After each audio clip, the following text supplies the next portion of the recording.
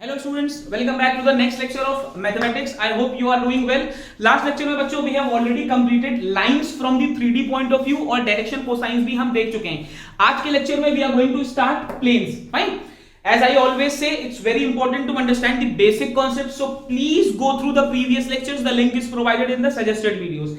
We'll be taking up each equation at a time and we'll be trying to understand the concept through questions. तो हर equation के कुछ questions मैं साथ में ही बताऊंगा. फाइन, जिससे आप भाई पहले कॉन्सेप्ट पढ़ोगे और तुरंत क्वेश्चन लगाओगे तो कॉन्सेप्ट पक्का हो जाएगा. चलिए सबसे पहली इक्वेशन देखते हैं. The first equation is plane perpendicular to a given direction. This direction is holds a very very important point and at a given distance from the origin. मतलब मेरे पास एक प्लेन है, मान लेता हूं ये मेरा प्लेन है. This is a plane. इस प्लेन के बारे में मुझे क्या दिया, मैंने प्लेन को मान लिया प्लेन P1. इस प्लेन के बारे में मुझे क्या दिया है, the plane is perpendicular to a given direction. एक कोई डायरेक्शन है जिसके ये प्लेन परपेंडिकुलर है और eight a given distance from origin. इस प्लेन का डिस्टेंस मुझे ओरिजिन से दिया है, तो भाई चलो ओरिजिन मान लेते हैं O. ये मान लिया मेरे प्लेन का डिस्टेंस है फ्रॉम द ओरिजिन. ठीक है ना. नॉर्मल है n, मैंने प्लेन पर ओरिजिन से एक नॉर्मल डाला n. डिस्टेंस मतलब हमेशा शॉर्टेस्ट डिस्टेंस होगा, तो शॉर्टेस्ट डिस्टेंस हमेशा नॉर्मल ही होगा, इसमें कोई डाउट नहीं होना चाहिए. तो ON मुझे दिया हुआ है. ठीक है ना. मान लेता हूं मॉड ऑफ ON मुझे दिया हुआ है and mod of ON is nothing but P.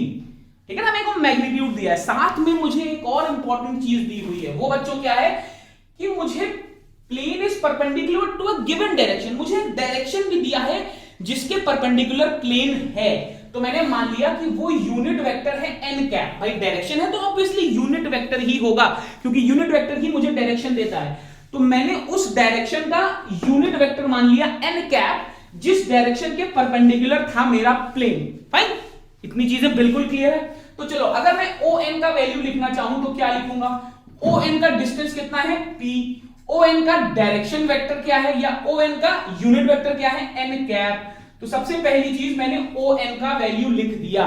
ठीक, ये ON एक वेक्टर है, वेक्टर ON का मैंने वैल्यू लिख दिया. ठीक, इसमें कोई डाउट नहीं होना चाहिए. क्यों, P मुझे लेंथ दी हुई थी, P वाज द लेंथ, इसको लिख देते हैं यहां पे P. This P was the length and n cap was the unit vector along ON. तो टोटल ON का मैग्नीट्यूड आ गया P डॉट n कैप. अब एक चीज और मैं यहां पे बताऊंगा, प्लेन्स के जितने भी क्वेश्चंस हम करेंगे वहां पर हमेशा एक पॉइंट होगा P. ये पॉइंट क्वेश्चन में नहीं दिया होगा, आपने लाइंस में भी देखा होगा, हर जगह आपको R दिखाई दिया था. R क्या था, R था पोजीशन वेक्टर एक आर्बिट्री पॉइंट का, जो मैंने हमेशा किसी लाइन के रिस्पेक्ट में माना था. तो यहां पर भी बच्चों मैं पॉइंट P मानूंगा. तो मैंने क्या किया, ये बिल्कुल ट्रिक है फॉर्मूला याद करने की. तो मैंने पॉइंट P मान लिया और P का मैंने मान लिया कि कोऑर्डिनेट्स था x y z. ये P का कोऑर्डिनेट हमेशा x y z ही होगा, ध्यान रखेंगे, हमने लाइंस में भी देखा था. अच्छा, R is the unit vector of point P. तो यूनिट वेक्टर मतलब ओरिजिन से डिस्टेंस, ओरिजिन था O, तो मैंने ये डिस्टेंस बना दिया R. ठीक, इसमें कोई डाउट नहीं होना चाहिए. अब बच्चों मैंने इसको ज्वाइन कर दिया, मैंने इसको ज्वाइन कर दिया. ठीक है ना, P और N को मैंने ज्वाइन कर दिया. अब देखो मेरा असम्पशन क्या था, P is any point on the plane. ठीक, अच्छा प्लेन O के परपेंडिकुलर है, मतलब ये ON परपेंडिकुलर डायरेक्शन पे है. तो अगर पॉइंट P भी इसी प्लेन पे लाई कर रहा है तो NP भी तो परपेंडिकुलर होगा n कैप के. फिर से समझो, मेरा जो प्लेन P था, ये प्लेन P, ये इसको P1 कर दो. ये जो प्लेन P1 था ये n कैप के परपेंडिकुलर था, मतलब ये मेरा n कैप जा रहा है ये, और ये जो मेरा this is my plane and this is n cap. ठीक है ना. अब मैं कह रहा हूं कि इसी प्लेन पर एक और पॉइंट है, मान लीजिए ये मेरी मिडिल फिंगर. तो भैया ये जो यूनिट वेक्टर है ये इसके भी तो परपेंडिकुलर हुआ, क्योंकि ये पॉइंट भी तो इसी प्लेन पे है. तो क्या मैं कह सकता हूं कि NP is also perpendicular to n cap? बिल्कुल कह सकता हूं. क्यों, क्योंकि P लाइज ऑन P1. अगर पॉइंट P इस प्लेन P1 पे ना होता तो ये नहीं होता, बट मैंने क्या माना है, मैंने माना है कि पॉइंट P मेरा प्लेन पे लाई कर रहा है. तो तभी लाई करेगा जब ये कंडीशन होल्ड करेगी. फाइन, चल NP को क्या लिख सकता हूं, R माइनस ON लिख सकता हूं, dot n cap is equal to 0. देखो मैंने यहां पर क्या यूज किया है, दो वेक्टर अगर परपेंडिकुलर हैं तो उनका डॉट प्रोडक्ट 0 होना चाहिए, बेसिक रूल है, ठीक है ना। तो मैंने ये यूज कर दिया। एनपी को मैंने कैसे लिखा, एनपी या एनपी लिख सकता हूं या पीएन लिख सकता हूं। यहां से देखिए आर प्लस पीएन, या ऐसे कर दो P plus NP is equal to R, P in fact O N plus N P is equal to O P लिख सकते हैं। तो यहां से एन पी कितना आ गया, O P minus O N, ये आया। ये सभी वेक्टर्स हैं, सिंपल वेक्टर एडिशन। अच्छा चलो अब ओ एन का वैल्यू लिखते हैं। ओ एन कितना था, ये है R minus P into N cap is equal to 0, ठीक है ना। तो ये आ गया R into N cap minus P into N cap is equal to 0। अब what is N cap dot N cap, 1 हो गया, ठीक। तो क्या आ गया, R dot N cap is equal to P. This is my first equation, this is my required equation. ध्यान से देखेंगे, इट्स वेरी इंटरेस्टिंग, ठीक है ना। तो this is the equation of the plane perpendicular to a given direction. अब वो direction क्या है, एन कैप, वो डायरेक्शन क्या है, N cap, and at a given distance from the origin. तो ओरिजिन से वो डिस्टेंस क्या है, पी। तो आप देख रहे हो मेरी इक्वेशन में वही दो चीजें आ रही हैं जो मुझे क्वेश्चन में दी थी। एक डायरेक्शन दिया था एन कैप, एक लेंथ दिया था ओरिजिन से पी, और आर क्या था, मैंने अभी आपको बताया हर क्वेश्चन में आर आएगा। आर वो पॉइंट होगा जो कभी दिया नहीं होगा, मैं हमेशा मानूंगा, ये बिल्कुल ध्यान रखिएगा, ठीक है। ये हमेशा ध्यान रखिएगा, पॉइंट कभी दिया नहीं होगा, मैं मानूंगा। चलो अब इस इक्वेशन के कुछ और फॉर्म्स देखते हैं। मैं इतना हटा रहा हूं, ध्यान से देखेंगे। अगर कॉन्सेप्ट समझ में आ गया तो इक्वेशन याद ही नहीं करनी पड़ेगी। अब मान लो क्वेश्चन में मुझे दे दिया गया, जैसे मैं आपसे बोलूं यहां पर कोई क्वेश्चन वैसा है, चलिए मान लीजिए मैं आपसे बोलूं कि आपको direction ratios they they, direction numbers they they. Normal का अगर डायरेक्शन नंबर है एल एम एन, या आप कह सकते हो कि डायरेक्शन कोसाइंस दे दिए उसने डायरेक्शन कोसाइंस दे दिए एल एम एन, तो मैं क्या लिख सकता हूं भाई, अगर मुझे डायरेक्शन कोसाइंस दे दिए तो मैं अब की बार एन की वैल्यू कुछ लिख सकता हूं, इसमें कोई डाउट नहीं होना चाहिए, लिख सकता हूं। एन कैप को मैं लिख दूं ऐसे, कैसे, L I plus M J plus N K, N को ऐसे लिख दिया। अच्छा आर तो मुझे मालूम है कितना है, एक्स आई प्लस वाई जे प्लस जेड के। तो जब इनका डॉट प्रोडक्ट करूंगा तो मुझे क्या मिलेगा, मुझे मिलेगा L X plus M Y plus N Z is equal to P. तो ये मेरी कार्टेशियन फॉर्म में इक्वेशन आ गई, ये मेरी वेक्टर फॉर्म की इक्वेशन आ गई बच्चों, और ये मेरी कार्टेशियन फॉर्म की इक्वेशन आ गई। अब ये दो इक्वेशंस हैं जो मैं रेडिली यूज करूंगा अभी फॉर्म, जब हम क्वेश्चंस करेंगे तो आपको लॉजिक बिल्कुल क्लियर हो जाएगा। अब एक और इंपॉर्टेंट चीज देखते हैं, मजेदार चीज। एन कैप को अगर मैं लिख दूं, बहुत ध्यान से देखेंगे, एन कैप को मैं क्या लिख सकता हूं, मैं लिख सकता हूं N divided by mod N, obviously लिख सकता हूं।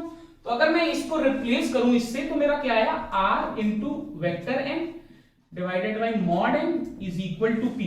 ठीक, अब मॉड एन को उधर ले जाऊं तो मुझे क्या मिलेगा, मुझे मिलेगा R dot N is equal to P mod N. अब इस पी मॉड एन को मैं एक नया टर्म दे रहा हूं, नाम दे रहा हूं डी, डिस्टेंस। तो ये इक्वेशन क्या आ गई, R dot N is equal to D. अब यहां पर देखो, सबसे ज्यादा बच्चों को इन्हीं दोनों केसेस में कंफ्यूजन रहता है। कई लोग तो ये समझ ही नहीं पाते कि ये दोनों इक्वेशंस अलग हैं, कहीं P ले लेते हैं, कहीं D, कहीं कैप, कहीं वेक्टर। नहीं, डिफरेंस है दोनों में। जब मुझे वेक्टर दिया होगा तब मैं ये इक्वेशन यूज करूंगा। D मुझे, भाई व्हाट इज D, अगर मैं यहां पे D को रिप्लेस करूं तो D is P into N। What is N? N is the modulus of this particular length. ठीक है ना, मॉड्यूलस मतलब मैग्नीट्यूड मुझे दे रहा है। तो ध्यान रखेंगे कि क्वेश्चन में वो P पूछ रहा है या D पूछ रहा है, और अकॉर्डिंगली यहां पर या तो N लेना है या तो N कैप। ये चीज अभी क्वेश्चन से आपको ज्यादा क्लियर होगी, बट एक चीज मैंने डेलिबरेटली ये इसलिए लिखा है ताकि आपको ये पता चल जाए कि ये दोनों चीजें बच्चों एक नहीं है। बहुत से लोग एक ही समझते हैं इसको, नहीं, ऐसा बिल्कुल नहीं है। अभी क्वेश्चन से आपको क्लियर होगा कि कहां डी यूज करना है और कहां पर पी यूज करना है, ये दोनों अलग अलग चीजें हैं, ठीक है ना। चलो अब देखते हैं कुछ क्वेश्चंस जिससे आपका लॉजिक क्लियर हो। जैसा कि मैंने बोला कि हर आर्टिकल के साथ मैं बगल में क्वेश्चंस लिख दूंगा, तो पहला आर्टिकल आपके सामने है, उसके क्वेश्चंस भी आपके साथ लिखे हुए हैं। चलिए एक एक करके देखते हैं। पहला क्वेश्चन क्या कह रहा है, find the vector equation, the first expression says find the vector equation of a plane which is at 7 units from the origin. 7 units from the origin ये आपको दिया हुआ है, and which is normal to the vector, मतलब एक ऐसा plane जो इस वेक्टर के नॉर्मल है और ओरिजिन से 7 यूनिट्स की डिस्टेंस पे है। तो सबसे पहली चीज तो हमें ये सोचनी है कि हमें दिया क्या है। भाई देखो दिया क्या है, हमें वेक्टर दिया है एन वेक्टर। एन वेक्टर मुझे दिया है, कितना दिया है बच्चों, 3i cap plus 5j cap minus 6k cap, ठीक है ना। ध्यान से देखेंगे, एन वेक्टर दिया और क्या दिया है, 7 यूनिट्स फ्रॉम दी ओरिजिन। तो मुझे सीधे p दे दिया है भाई, मुझे सीधे p दे दिया है, कितना, 7 यूनिट्स। और मुझसे कह रहा है कि इस प्लेन का मेरे को इक्वेशन निकालना है, ठीक है ना। तो भैया ध्यान से देखो, P मुझे दिया है तो मैं कौन सा इक्वेशन यूज करूंगा, r dot N cap is equal to p, ठीक है ना। तो मैं कौन सा इक्वेशन यूज करूंगा, r dot N cap is equal to p। देखो अंतर समझ में आएगा, n वेक्टर दिया है, यूनिट वेक्टर नहीं दिया है, तो n वेक्टर लिखा, बट मेरे को तो यूनिट वेक्टर चाहिए। तो ठीक है ना भाई, मैं वेक्टर से निकाल सकता हूं, n कैप में निकाल सकता हूं। n कैप हो गया unit vector upon normal n, ये कितना आ जाएगा, 3i plus 5j minus 6k divided by 9 plus 25 plus 36, ठीक है ना। ये लॉजिक क्लियर है। ये आ जाएगा रूट 70, 34 30 38 60 70, दिस विल बी 70। तो ये आ गया 3i plus 5j minus 6k divided by root 70। N cap आ गया, तो मेरी इक्वेशन क्या हुई, r dot 3i plus 5j minus 6k divided by root 70 is equal to p मुझे सीधे दिया है 7। तो मैं अपना आंसर यहां पर छोड़ सकता हूं, ठीक है, इसमें कोई डाउट नहीं होना चाहिए भाई। तो ये मेरा पहला क्वेश्चन था। देखो लॉजिक और डिफरेंस आपको क्लियर होते जाना चाहिए साथ में। तो पहला क्वेश्चन मेरा हो गया। अब आते हैं दूसरे क्वेश्चन में। दूसरा क्वेश्चन क्या कह रहा है, दूसरा क्वेश्चन कह रहा है find the length of the perpendicular from origin to the plane. फिर से देखेंगे, find the length of the perpendicular from the origin to the plane this. तो सबसे पहले भाई क्या करें, प्लेन का इक्वेशन लिखते हैं कि क्या लिखा है। बहुत ध्यान से देखेंगे, r dot 3i minus 4j minus 12k plus 39 is equal to 0। देखो सबसे पहली चीज, क्या ये आपको कोई स्टैंडर्ड फॉर्म दिख रही है, नहीं दिख रही है। हमेशा इक्वेशंस स्टैंडर्ड फॉर्म में लिखेंगे और तभी कंपेयर करेंगे। तो जरा इसको स्टैंडर्ड फॉर्म में कन्वर्ट करते हैं, r 3i minus 4j minus 12k is equal to minus 39। अभी ये स्टैंडर्ड फॉर्म में है, अभी भी नहीं है। क्यों नहीं है भाई, क्योंकि इक्वेशन तो ये है ना, r dot n is equal to p, या तो ये है या तो r dot n is equal to d, ये है। दोनों ही केसेस में ये डिस्टेंस है, बट डिस्टेंस तो नेगेटिव नहीं हो सकता। तो मैं क्या करूं, इसको स्टैंडर्ड फॉर्म में, देखो ये प्रोसीजर है, ये करना है आपको हर क्वेश्चन में। तो ये ऐसे कर लें, minus 3i plus 4j plus 12k is equal to 39। अब ये हो गई मेरी स्टैंडर्ड फॉर्म की इक्वेशन। अब फिर से वही बात, मुझे देखना है कि ये इक्वेशन किस फॉर्म की है। ये आपको क्या दिख रहा है बच्चों, ये आपको यूनिट वेक्टर तो नहीं दिख रहा, ये तो नॉर्मल वेक्टर दिख रहा है। तो मुझे एन वेक्टर मिला हुआ है, कितना है, minus 3i plus 4j plus 12k। अब वापस से आते हैं अपने क्वेश्चन पे। क्वेश्चन कह रहा है find the length of the perpendicular from the origin. तो भैया मुझसे पूछ क्या रहा है, मुझसे पूछा जा रहा है P, मुझसे पूछा जा रहा है P, लेकिन मुझे दिया क्या है? देखो यही गलती होती है, मुझे दिया क्या है? इस इक्वेशन के हिसाब से तो मुझे D दिया है। D कितना है भाई? 39। मुझसे क्या पूछ रहा है? P, ठीक है ना, मुझसे पूछ रहा है P, तो कैसे निकालूंगा भाई P? P जब मैं P को मॉड n से मल्टीप्लाई किया था तभी तो D मिला था।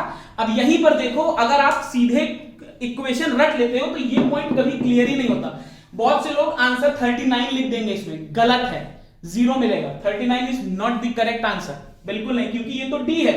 बट स्टैंडर्ड फॉर्म तो मुझसे P की बात कर रहा है, मुझे तो P चाहिए, तो P कितना होगा? D इज 39, तो P के लिए मॉड n निकाल लेते हैं। मॉड n कितना आएगा? Again 3 square plus 4 square plus 12 square, ठीक है ना। This will be the value of mod n, right. 144 plus 25, 144 plus 25 is 169, 169 is 13, तो P की वैल्यू आ गई, P की वैल्यू आ गई D, D was 39 divided by mod n, 39 divided by 13 is 3 units. अब देखो, अगर कहां 39 आंसर आपको लग रहा था, कहां आंसर कितना आया? 3 यूनिट्स। तो डिफरेंस समझो, क्या सही है क्या गलत है। This 3 units is the correct answer. दूसरा क्या कह रहा है? Right the unit vector normal to the plane. अब unit vector normal to the plane मतलब डायरेक्शन पूछ रहा है, एन कैप पूछ रहा है, तो भाई ठीक है, 3 तो निकाल चुके हैं, तो निकाल ले। 1/3 minus 3i plus 4j plus 12k, ठीक, ये मेरा आंसर हो गया। आई होप आपको समझ में आया। इंटरेस्टिंग क्वेश्चन है ये सब, यहां पर you can not afford to make a mistake, ठीक है ना। I hope this question is clear. तो हमारा दूसरा क्वेश्चन भी बनता है। तीसरे क्वेश्चन पे आते हैं। तीसरा क्वेश्चन क्या कह रहा है? Determine the direction cosines of the normal, find the direction cosines of the normal to the plane. चलो, मतलब मुझे प्लेन के बारे में कुछ दिया हुआ है। प्लेन के बारे में क्या दिया हुआ है? 2x plus 3y minus z minus 5 is equal to 0, ये मुझे दिया हुआ है।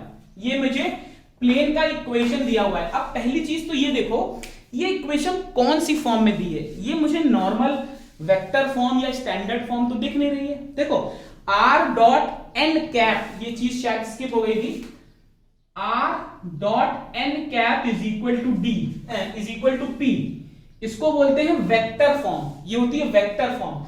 जब मैं d के टर्म्स में लिखता हूं तो वो मेरी होती है स्टैंडर्ड फॉर्म, मतलब r, ये मेरी होती है standard. This is vector form, this is standard form, और जो मैंने ये lx प्लस my वाला लिखा था, ये होती है मेरी कार्टेशियन फॉर्म, ठीक। तो ये 3 फॉर्म होती हैं भाई, ये मेरी 3 फॉर्म्स हैं। अब सबसे पहले तो देखना है कि ये दिया किस में है।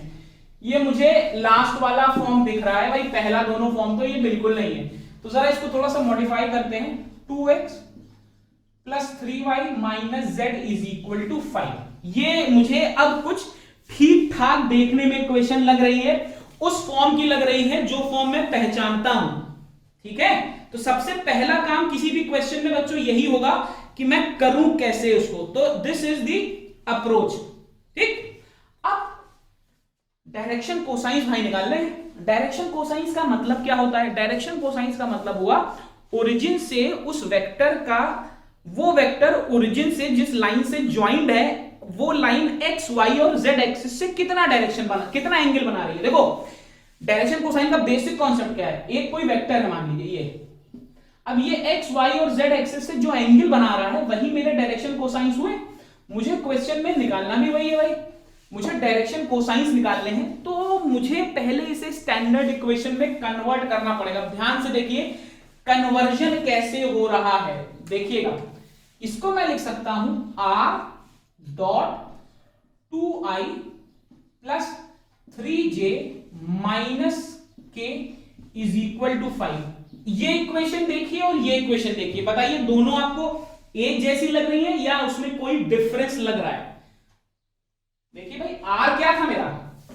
r था मेरा x i cap plus y j cap plus z k cap. Are की वैल्यू यहां पे रखो। अब ये पॉइंट तभी क्लिक कर पाएगा जब आपने वो L X plus M Y plus N Z is equal to P equation समझी होगी। इज इक्वल टू पी है वहां पर, ये भी ध्यान रखना पड़ेगा, ठीक है ना। अगर आपने वो इक्वेशन समझी होगी तभी आप इसको समझ पाओगे, अदरवाइज बच्चों फिर गलती हो जाएगी, ठीक है फाइन। चलो अब इसको कंपेयर करो कार्टेशियन फॉर्म से। तो है क्या भाई, R dot N is equal to D बन गई, ये वही फॉर्म है। देखिए तो मैंने क्या किया, मैंने यहां से इस इक्वेशन को उठा के इस फॉर्म में कन्वर्ट कर लिया। अब मुझे सब कुछ दिया है, मुझे एन वेक्टर दिया है। एन वेक्टर कितना है 2i प्लस 3j माइनस के, मुझे डी दिया है, डी दिया है 5 यूनिट्स। अब क्या आप इसको देख के डायरेक्शन कोसाइंस के बारे में कुछ कह सकते हो? बिल्कुल कह सकते हैं सर, क्यों नहीं कह सकते। डायरेक्शन कोसाइंस के लिए मुझे यूनिट वेक्टर अगर मिल जाए तो मैं डायरेक्शन कोसाइन बता दूंगा। मतलब यहां पे अगर मैं एन कैप कर दूं तो मैं पहुंच जाऊंगा। लेकिन भाई यहां एन कैप कैसे करें, तो ऐसा करें मॉड एन से दोनों तरफ डिवाइड कर देते हैं, कर सकते हैं भाई। देखो यहां पे अगर मुझे एन कैप मिल जाए, एन कैप, एन कैप तो यूनिट वेक्टर हुआ ना, डायरेक्शन बताएगा, और डायरेक्शन कोसाइंस भी डायरेक्शन बताते हैं। तो जब किसी क्वेश्चन में डायरेक्शन कोसाइन चाहिए तो मुझे कैप चाहिए। तो यहां पे कैप कैसे लाऊं, तो यहां पे कैप लाने के लिए भाई क्या करूं, ऐसे कर लेता हूं, इसको मॉड एन से डिवाइड कर लेता हूं और इसको भी मॉड एन से डिवाइड कर लेता हूं। अब तो ये कैप बन गया। अब ये हो गया R dot N cap is equal to D bar oblique N. यहां क्या मिल जाएगा, पी मिल जाएगा भाई, सीधे सीधे। तो यहां पर एन कैप कितना आएगा 9 प्लस 4 13 प्लस 1 14। अगर मैं मॉड 14 से डिवाइड कर दूं, तो जब मैं मॉड 14 से डिवाइड करूंगा बच्चों तो मेरी इक्वेशन कैसी बन जाएगी, इसको डिवाइड करना है मुझे, एन कैप बनाना है। तो एन कैप कितना आ जाएगा 2/14 आई कैप प्लस 3/14 जे कैप माइनस 1/14 के कैप। देखो कॉन्सेप्ट ध्यान से समझना, रटने की जरूरत नहीं है, कॉन्सेप्ट समझ, कॉन्सेप्ट पे ध्यान देंगे। अब मुझे सीधे डायरेक्शन कोसाइंस दिख रहे हैं, ये मेरे डायरेक्शन कोसाइंस हो गए। तो क्या मैं सीधे डायरेक्शन कोसाइंस अब लिख सकता हूं भाई? बिल्कुल लिख सकता हूं सर, क्यों नहीं लिख सकता।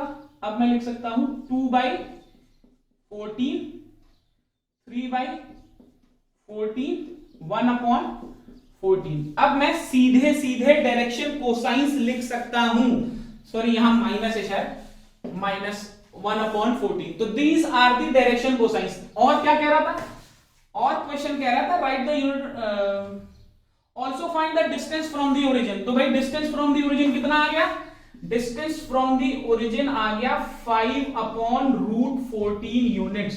ये भी आपको क्लियर तभी होगा जब आपने समझा होगा कि इक्वेशन कैसी आ रही है। फाइन, तो with this we are done with the third question as well. चलो भाई चौथा क्वेश्चन देखते हैं। Find the equation of the plane which is at a distance of 3√3 units from the origin. मतलब अब की बार मुझे ओरिजिन से डिस्टेंस दिया हुआ है, ध्यान से देखेंगे, अच्छा क्वेश्चन है, एनसीईआरटी एग्जाम्पलर का क्वेश्चन है और 2 बार पूछा जा चुका है बोर्ड्स में, ठीक है ना। 2 बार ये क्वेश्चन आपके सीबीएसई बोर्ड में पूछा जा चुका है, तो इंपॉर्टेंस इसकी बढ़ जाती है। भाई डिस्टेंस फ्रॉम द ओरिजिन दिया है, मतलब मुझे दिया हुआ है बच्चों P मुझे दिया हुआ है 3√3 यूनिट्स, ठीक है ना, ये मुझे क्वेश्चन में दिया हुआ है। और क्या दे रहा है, equally inclined from the coordinate axis. तो इक्वली इंक्लाइंड में जैसे ही समझूंगा मैं तुरंत आ जाऊंगा डायरेक्शन कोसाइन पे, और L is equal to M is equal to N पे, और मुझे मालूम है L square plus M square plus N square is equal to 1। तो L is equal to M is equal to N is equal to 1/√3 plus minus लगा लो, ठीक। मुझे तुरंत ये कंक्लूजन मिल गया कि L is equal to M is equal to N is equal to plus minus 1/√3। Fine, अब मुझे निकालना क्या है, मुझे इक्वेशन निकालनी है भाई प्लेन की, ठीक है, कोई बात नहीं, निकाल सकते हैं। बहुत सिंपल सा फंडा है। कैसे, इक्वेशन आनी चाहिए प्लस माइनस 1/√3। अब इक्वेशन जब निकालते हैं तब मैंने आपको भी क्या बताया, आर हमेशा कुछ होता है, पॉइंट, वो आर क्या था भाई, आर था x i cap plus y j cap plus z k cap, ये मेरा आर था। ठीक, इक्वेशन क्या होनी चाहिए, आर डॉट एन, भाई इक्वेशन यही होनी चाहिए ना, r into n is equal to D, या r into N cap is equal to d, यही होनी चाहिए। अब क्वेश्चन ये है कि मैं कौन सी इक्वेशन यूज करूं, मैं ये इक्वेशन यूज कर लेता हूं, क्यों, क्योंकि डायरेक्शन कोसाइंस, अभी मैंने पिछले क्वेश्चन में बताया, डायरेक्शन कोसाइंस मतलब मुझे सीधे सीधे वैल्यूज दी हुई हैं, तो एन कैप कितना होना चाहिए, यहां पर देखो एन कैप कितना आना चाहिए, एन कैप आना चाहिए plus minus 1/√3 into i cap plus minus 1/√3 into j cap plus minus 1/√3 into k cap, यही आना चाहिए एन कैप। क्यों, क्योंकि एल एम एन बराबर है, ये आई होप आप समझ रहे हो, अब इस पर हम डिस्कस नहीं करेंगे। आर हो गया एक्स आई प्लस वाई जे प्लस जेड के, तो इन दोनों का जब डॉट प्रोडक्ट करोगे बच्चों तो कितना आएगा, x into 1/√3 plus Y into 1/√3 plus Z into 1/√3, तो प्लस माइनस 1/√3 बाहर कर लो, यहां पर आ गया x plus Y plus Z, और आपको d कितना दिया, p कितना दिया हुआ है, क्वेश्चन में दिया हुआ है 3√3, तो यहां से बच्चों क्या मिल गया, x plus Y plus Z is equal to plus minus 3/9, तो ये मेरी equation of the required plane हो गई। फाइन, आई होप आपको इक्वेशन भी समझ में आ गई और इक्वेशन से रिलेटेड सारे क्वेश्चंस भी समझ में आ गए। चलो अब फटाफट से हम दूसरा फॉर्म देखते हैं इक्वेशन का। चलिए बच्चों नेक्स्ट आर्टिकल देखते हैं। Second equation is plane passing through a given point and perpendicular to a given direction. अब की बार बच्चों क्या है, मुझे एक प्लेन दिया हुआ है P1 एंड ये प्लेन एक पॉइंट से पास करता है, वो पॉइंट क्या है A, ठीक है ना, कोऑर्डिनेट्स क्या है x1 y1 z1 and this is perpendicular to a given direction. अब यहां पर देखिए क्वेश्चन के टाइप बदल सकता है, क्वेश्चन कह रहा है मुझे एक ऐसे प्लेन का इक्वेशन निकालना है जो एक पॉइंट A से पास हो रहा है, पॉइंट A के मुझे पोजीशन वेक्टर्स दिए हुए हैं, तो पॉइंट A के मुझे कोऑर्डिनेट्स दिए हुए हैं, तो A का जो पोजीशन वेक्टर है OA, जिसको मैं वेक्टर A से लिख रहा हूं, ये क्या हो जाएगा, x1 i cap plus y1 j cap plus z1 k cap, ये हो जाएगा, कोई प्रॉब्लम नहीं है। अच्छा, दूसरी चीज मैंने आपको बताया अभी थोड़ी देर पहले कि एक पॉइंट P हमेशा होगा जिसका कोऑर्डिनेट हमेशा फिक्स है x, y और z, और इसका पोजीशन वेक्टर है r, तो OP की वैल्यू कितनी है बच्चों, r, और ये है कितना, this is x into i cap plus y into j cap plus z into k cap. साथ ही साथ this is a very important condition that is given, मेरा जो प्लेन है ये एक डायरेक्शन के परपेंडिकुलर है, मतलब मान लेता हूं ये कोई डायरेक्शन है, ये this is a direction and my plane is perpendicular to this direction. अब यहां पर दिया क्या है, इस डायरेक्शन के यूनिट वेक्टर्स नहीं दिए हैं, इस डायरेक्शन के अलोंग एक वेक्टर है n vector, this vector n is lying in the direction over which the plane is perpendicular, मतलब जिस डायरेक्शन के परपेंडिकुलर मेरा प्लेन है उस डायरेक्शन के अलोंग एक वेक्टर बच्चों दिया हुआ है n, तो यहां पर बहुत इंपॉर्टेंट कंस्ट्रेंट है n। मान लेता हूं let the DRs direction ratios of n are ABC, मान लेता हूं डायरेक्शन रेशियोज दिए हैं मुझे n के। अब यहां पर कुछ भी दिया हो सकता है, कोसाइंस भी दे सकता है, रेशियोज भी दे सकता है, तो मैं रेशियो से बताता हूं, कोसाइन दिया होगा तो कन्वर्ट कर लूंगा। अगर डायरेक्शन रेशियोज दिए हुए हैं वेक्टर n के, तो क्या मैं वेक्टर n को ऐसे लिख सकता हूं, a into i cap plus b into j cap plus c into k cap. देखो इक्वेशन समझना बहुत जरूरी है, सीधे याद करके काम नहीं चलेगा, समझना बच्चों बहुत जरूरी है। अब एक चीज देखो, अगर मेरा पॉइंट P उसी प्लेन में है जिस प्लेन की मैं इक्वेशन निकाल रहा हूं, तो क्या मैं कह सकता हूं, जैसे मैंने अभी पुराने आर्टिकल में बोला था, AP should be perpendicular to vector n, obviously होना चाहिए।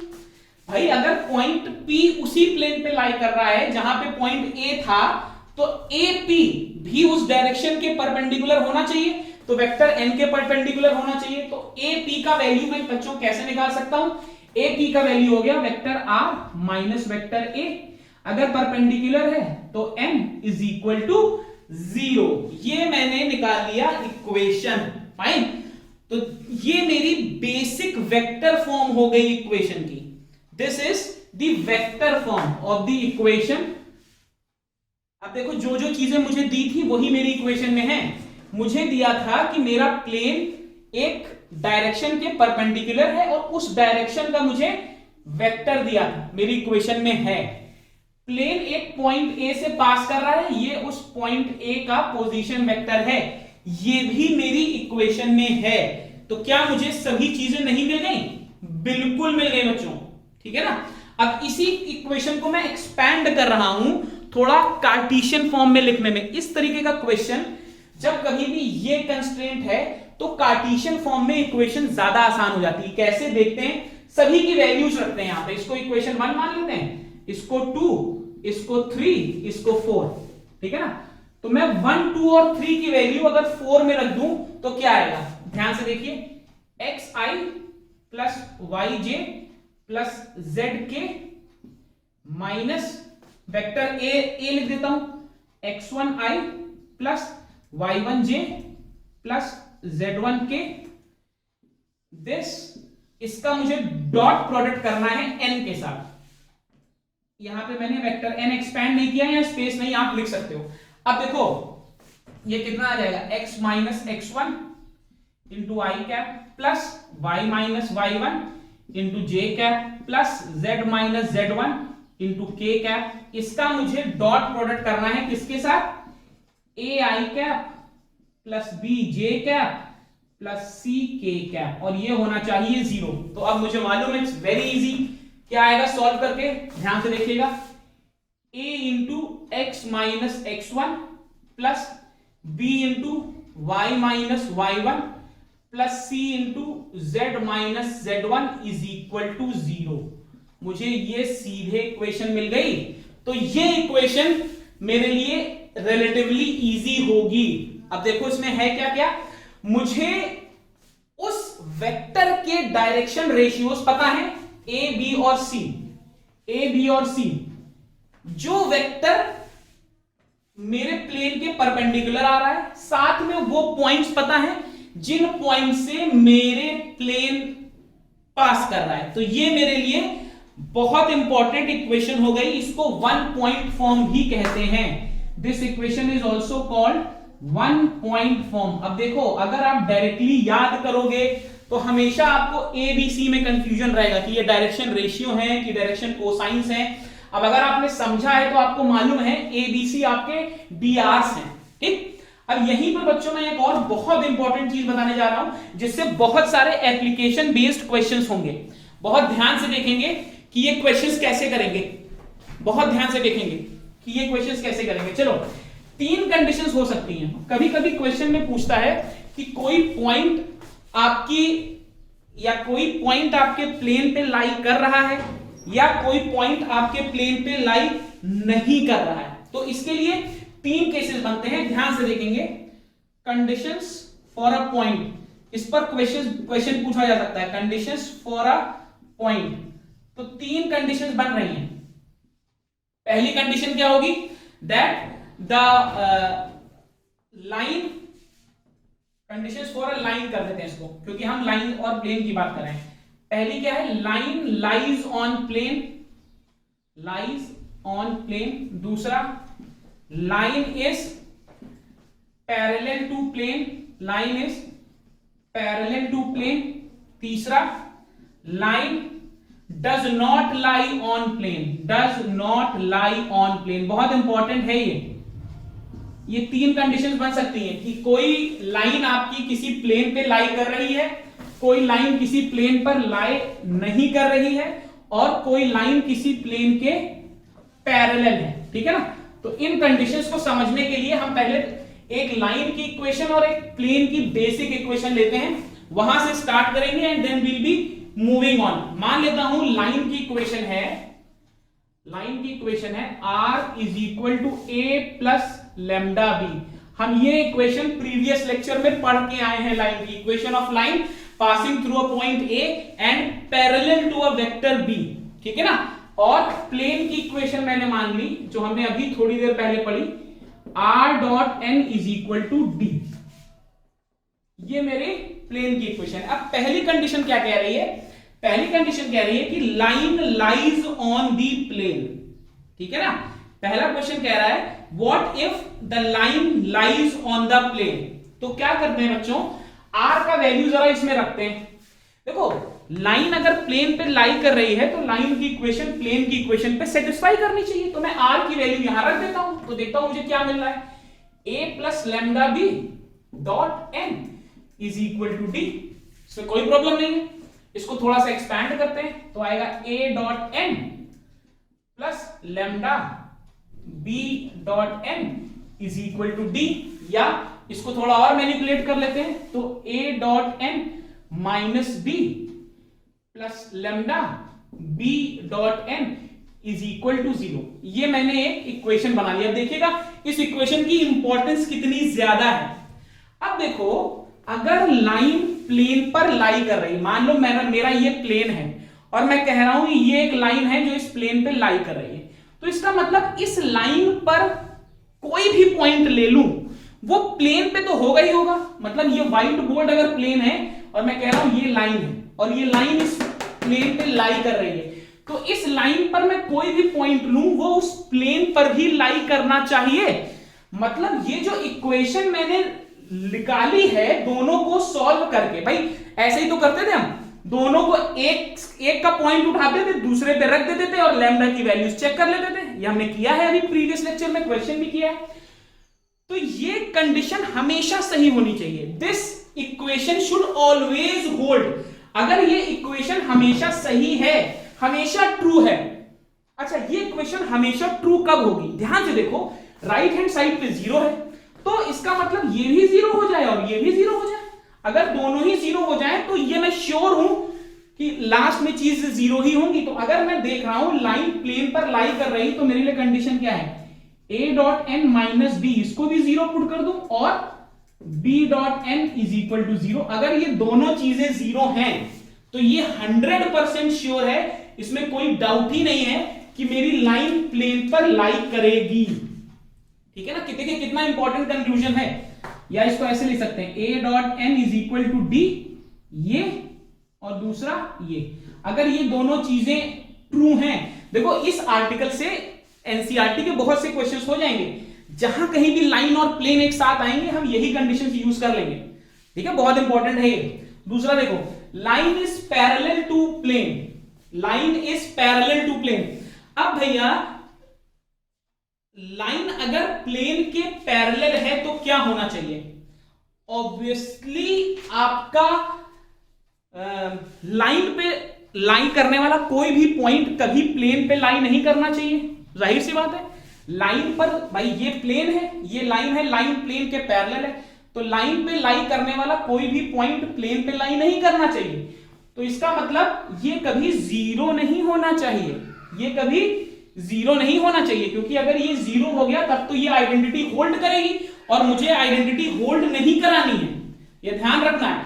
मतलब लैम्डा का कोई भी पॉइंट, लैम्डा की किसी भी वैल्यू के लिए, लैम्डा की मैं कुछ भी वैल्यू रखूं, मेरी ये लाइन इस प्लेन पे नहीं आनी चाहिए। तो इसके लिए बेस्ट कंडीशन क्या है? अगर मैं चाहता हूं कि लैम्डा की किसी भी वैल्यू के लिए, लैम्डा की किसी भी वैल्यू के लिए मेरी लाइन मेरे प्लेन पे ना आए, तो इसका मतलब ये टर्म हमेशा 0 कर दूं, मतलब लैम्डा की मुझे कोई भी वैल्यू नहीं चाहिए। तो अगर ये चीज हमेशा 0 हो जाए, ये चीज, तो लैम्डा की कोई वैल्यू आएगी ही नहीं जिसके लिए ये इक्वेशन होल्ड करे। तो ये चीज 0 कैसे हो सकती है? ये चीज 0 तभी होगी अगर मैं कह दूं कि b dot n is equal to 0। अगर मैं कह दूं कि b डॉट n 0 है तो ये टर्म तो ऑलवेज 0 हो गया। अगर ये टर्म ऑलवेज 0 हो गया तो अब ये 0 हो चाहे ना हो, मुझे लैम्डा की तो कभी कोई वैल्यू मिलनी ही नहीं है ना, जिससे लाइन प्लेन के पैरेलल हो जाएगी। ठीक है ना, लॉजिक क्लियर है। तीसरा इनफैक्ट ये होता है line, this is line cuts the plane at unique points, ये थर्ड कंडीशन होती है। Line cuts the plane at unique points. अब एक बात बताओ, ये मैंने बना लिया एक प्लेन, ये मेरी है एक लाइन। अब मैं कह रहा हूं लाइन प्लेन को यूनिक पॉइंट पे कट कर रही है, इसका मतलब ये हुआ कि लेमडा की वैल्यू हमेशा मिलेगी। भाई लेमडा की वैल्यू हमेशा मिलनी चाहिए, तभी ये कंडीशन होल्ड होगी। अब लेमडा की मुझे तो वो कंस्ट्रेंट्स निकालने हैं जिससे मैं आंसर निकाल पाऊं। तो अगर मैं चाहूं कि लेमडा हमेशा मिले, तो अगर मैं ये लिख दूं कि b डॉट एन कभी जीरो नहीं हो सकता, अगर ये कभी जीरो नहीं हो सकता तो लेमडा की हमेशा कोई ना कोई वैल्यू आएगी ही आएगी। अच्छा, अगर लेमडा की कोई वैल्यू आई तो ये 100% है कि लाइन प्लेन को इंटरसेक्ट कर रहा है। क्लियर है? ये बहुत ही कॉन्सेप्चुअल आर्टिकल था। चलो अब इस पे कुछ क्वेश्चंस करते हैं जिससे आपके कॉन्सेप्ट थोड़े और क्लियर होंगे। चलिए बच्चों, ये 3 क्वेश्चंस हैं जो हमको डिस्कस करने हैं इस पर्टिकुलर आर्टिकल से। तीनों क्वेश्चन में हम पूरा कवर कर लेंगे। पहला आर्टिकल कह रहा है find the equation of the plane passing from this and perpendicular to the line this. तो यहां पर आपको क्या दे रखा है? सबसे पहले आपको, अगर आप स्टैंडर्ड इक्वेशन से कंपेयर करो तो स्टैंडर्ड इक्वेशन क्या थी बच्चों? What was the standard equation? r minus a dot n is equal to 0। ये थी, and r minus a dot n is equal to 0। This was my standard equation. तो question क्या कह रहा है? That the equation of the plane is passing from this point. तो आपको a के बारे में दिया हुआ है, vector a is 5i plus 2j minus 4k, ठीक है ना? And perpendicular to the line having direction ratios, मतलब आपको वेक्टर n सीधे नहीं दिया है, डायरेक्शन रेशियोज दिए। तो कोई बात नहीं, हम वेक्टर n निकाल सकते हैं डायरेक्शन रेशियोज से। 2i plus 3j minus k। अब बहुत आसान है, r माइनस a। r मेरा क्या होता है? हमेशा r होता है xi plus yj plus z into के। ये r के बारे में मैं आपको पहले भी बता चुका हूं। r हमेशा वो पॉइंट होगा जो कहीं बाहर से मुझे लेना है, ठीक है ना? अब तो क्लियर है, अब तो कोई प्रॉब्लम ही नहीं है।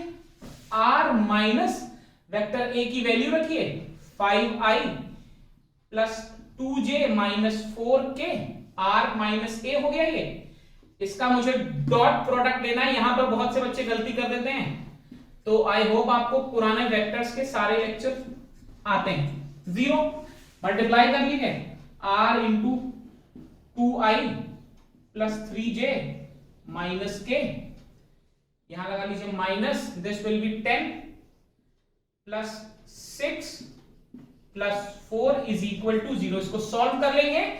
10 प्लस 16 प्लस 4 इज 20। तो यहां से मुझे इक्वेशन मिल जाएगी। r को अगर मैं इससे रिप्लेस कर दूं तो ये आ जाएगा 2x plus 3y minus z is equal to 20। This will be the required equation.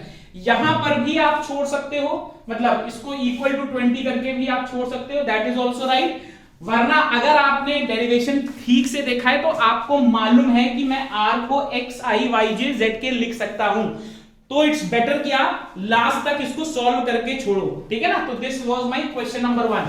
Question number 2, o is origin and point a is, आपको ओरिजिन के बारे में दिया हुआ है और आपको एक पॉइंट a दिया हुआ है, a के कोऑर्डिनेट्स हैं। Find the direction cosines of OA and the equation of the plane through A at right angles to OA, ठीक है ना? ध्यान से देखेंगे तो सबसे पहले तो डायरेक्शन कोसाइंस निकाल सकते हैं। OA के डायरेक्शन कोसाइंस कितने होंगे?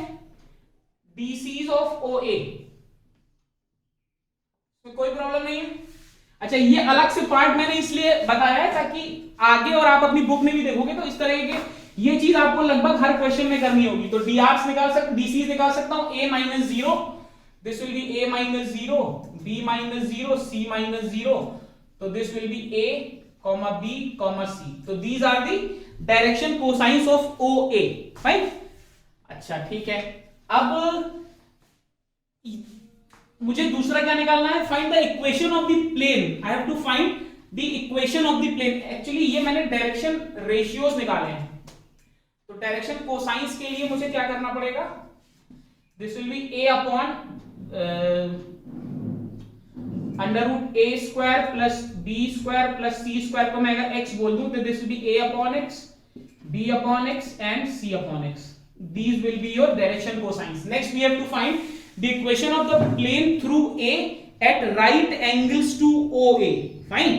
आपको एक प्लेन की इक्वेशन निकालनी है जो A पॉइंट से पास हो रहा है, A पॉइंट से पास हो रहा है and this is at right angles to OA. Right angle to OA का मतलब perpendicular to a given direction.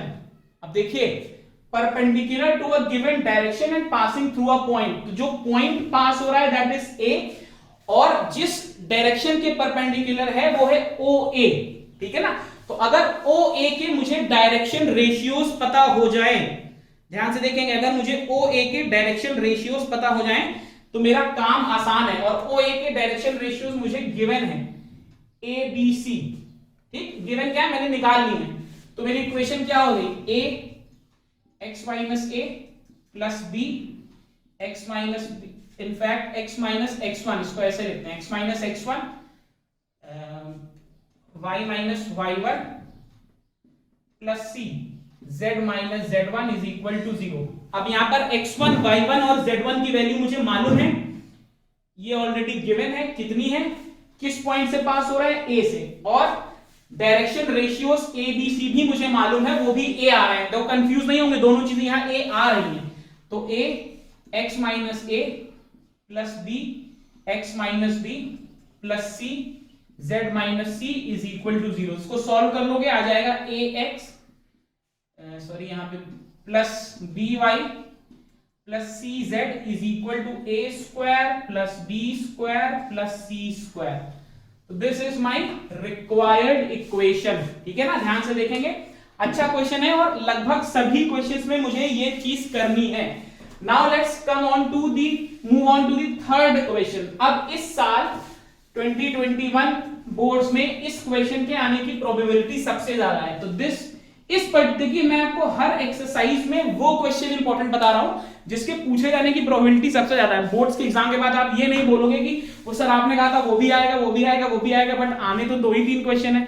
तो मैं प्रोबेबिलिटी बता रहा हूं. अगर इस आर्टिकल से एक क्वेश्चन पूछा जाना है तो वो यही होगा. ठीक है ना, क्योंकि ये काफी चीजों को इंकॉर्पोरेट करेगा.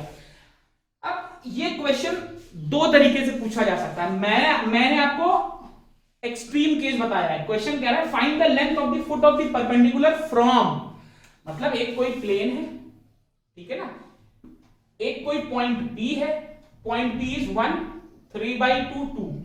यहां से इस पर परपेंडिकुलर डाला गया है जिसकी मुझे लेंथ निकालनी है और मुझे प्लेन की इक्वेशन दी है. अब जरूरी नहीं है कि परपेंडिकुलर यहां से डाला जाए, हो सकता है परपेंडिकुलर ओरिजिन से डाला जाए. ये भी एनसीईआरटी में बहुत सारे क्वेश्चंस हैं, एग्जाम्पलर में भी हैं, बट ये इजी है, इसमें थोड़ा कैलकुलेशन बढ़ जाता है. तो मैं ये बता रहा हूं यहां से हम ओरिजिन पे मूव कर लेंगे. आपको बता दूंगा कि कैसे ओरिजिन वाला केस बन सकता है. ठीक है ना. तो सबसे पहले क्वेश्चन को समझना बच्चों बहुत जरूरी है.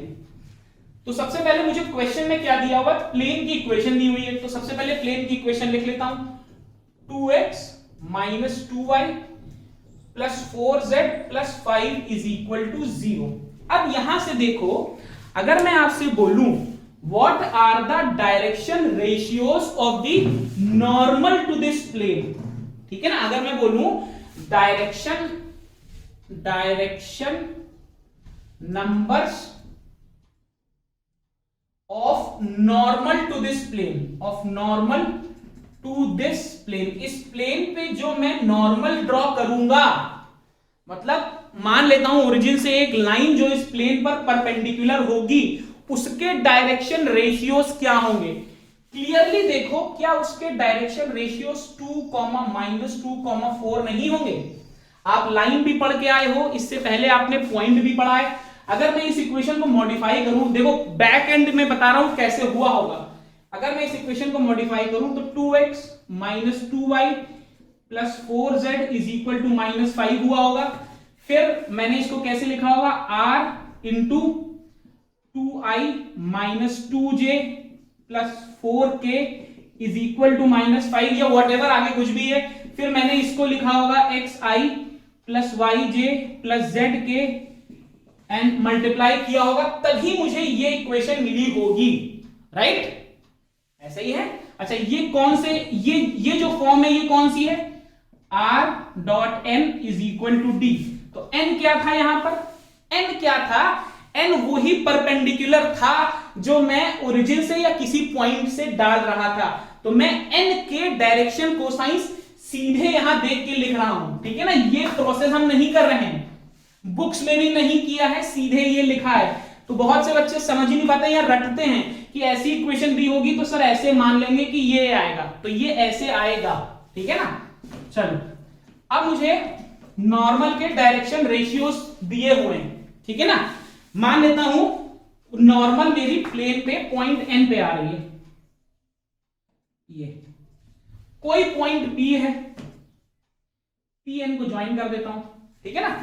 पी एन को ज्वाइन कर देता हूं। पी के डायरेक्शन रेशियोज मुझे दिए हुए हैं, ये पी के मुझे कोऑर्डिनेट्स दिए हुए हैं, ठीक? तो क्या मैं यहां पे आपसे बोलूं कि अगर मैं आपसे बोलूं equation of line passing from P, P कितना है? 1,3/2, 2, ठीक है ना? एक लाइन की इक्वेशन निकालना चाह रहा हूं जो यहां से पास हो रही है और इस पर जो परपेंडिकुलर आ रहा है उसके डायरेक्शन रेशियोज मुझे मालूम है। तो इक्वेशन क्या होगी? x माइनस x1 अपॉन ए, ये मैंने पुराने लेक्चर में पढ़ाई थी, पहला आर्टिकल था, y minus y1 upon b is equal to z minus z1 upon c. ये है Cartesian form of the equation of the line passing through these 3 points and the direction ratios of the normal to this line is given. यही form है। तो value put करता हूं, देखता हूं क्या आता है। पॉइंट्स कौन कौन से हैं? 1,3/2, 2, दीज आर दी पॉइंट्स। तो इक्वेशन क्या आएगी? x minus 1 divided by a मुझे दिया हुआ है, a is what is a? हाँ, अब यहां पर भी एक इंपॉर्टेंट कैच है। देखो, डायरेक्शन रेशियोज हमेशा रेशियो में होते हैं, तो क्या मैं 2, -2, 4 को ऐसे लिख सकता हूं? 1, -1, 2, चाहे ये लिखूं चाहे ये लिखूं, एक ही बात है। मैंने आपको बताया था डायरेक्शन कोसाइंस वाले लेक्चर्स में भी कि ये रेशियोज होते हैं, तो चाहे ये लिखूं चाहे ये लिखूं एक ही है। इनफैक्ट मैं ये लिखूंगा, पहले भी डिस्कस कर चुके हैं, क्यों?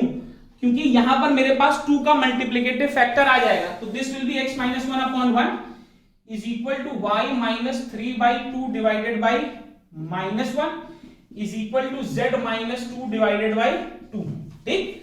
तो this is the equation of the line, fine, इसमें कोई डाउट नहीं है। अब मुझसे पूछ रहा है find the length of the foot of the perpendicular, मतलब मुझसे वो NP पूछ रहा है, ठीक है? ध्यान से समझेंगे, मुझसे वो NP पूछ रहा है। तो अब इस लाइन पर लाई करने वाला कोई भी पॉइंट बच्चों में कैसे लिख सकता हूं? ये भी हम पहले कर चुके हैं। मान लो इसको लैम्डा मान लूं, लैम्डा ही मान के करते हैं। तो अगर मैं इसको लैम्डा मान लूं तो x1 का वैल्यू कितना आया, या x का वैल्यू कितना आया? x का वैल्यू आ गया लैम्डा प्लस 1, y का वैल्यू कितना आया? माइनस लैम्डा प्लस 3/2, और z का वैल्यू कितना आया? 2 लैम्डा प्लस 2। ये बच्चों मुझे x, y और z के वैल्यूज मिल गए, ठीक है ना? ये मुझे x, y और z के वैल्यूज मिल गया, मतलब ये मुझे कोई एक ऐसा पॉइंट मिल गया जो उस पर्टिकुलर लाइन पर लाई कर रहा है।